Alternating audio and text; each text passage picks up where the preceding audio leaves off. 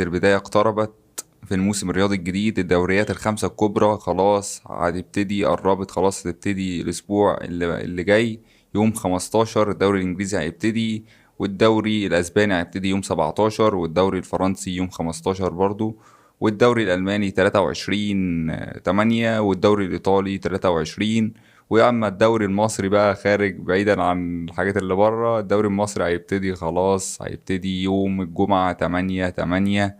بدأ قبل الدوريات كلها يعني، ومشارك في 21 فريق بنظام غريب جدا بعد قرار لغاء الهبوط. يعني مش عارف هيلعبوا ازاي 21 فريق، وهينظموها ازاي، والدنيا هتمشي ازاي، واحنا بادئين بدري، وهل الموسم هينتهي بدري ولا هيتأخر زي كل سنة.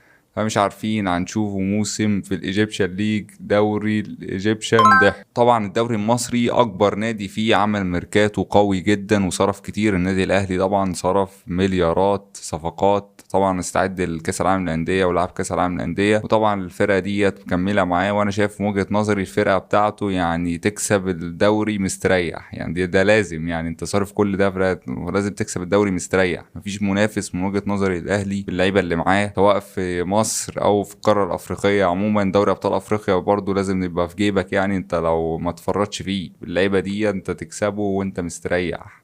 تكسب بره وتكسب جوه وتكسب في اي حته. الفرقه ديت لازم تكسب كل البطولات المحليه. فمن وجهه نظري هي الاهلي طبعا عامل اقوى ميركاتو، وبعديه بيراميدز يعني شويه ما عملتش صفقات كتيره، والزمالك عمل صفقات بس صفقات لعيبه اغلبها مش معروفه، ما حدش بتقدرش تقول دي كويسه ولا لا، لسه هتشوفها في الموسم هتعمل ايه.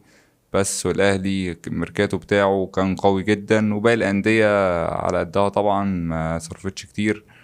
فيعني انا شايف من وجهة نظري المنافسة هتبقى الاهلي المركز الاول، بيراميدز المركز التاني. الزمالك هيحاول ينافس بيراميدز، بس انا شايفه الدوري المصري هيبقى للاهلي. يعني ايه، بحطهولك مثلا بسهولة كمان يعني. اللعيبة دي على الورق طبعا، على الورق، بس اللعيبة برضو لازم تكسب. الفرقة دي لازم تكسب، لو ما عملتش، لو ما كسبتش يعني الإدارة تعمل بقى ايه، مجزرة في النادي. فدي من وجهة نظري الدوري المصري.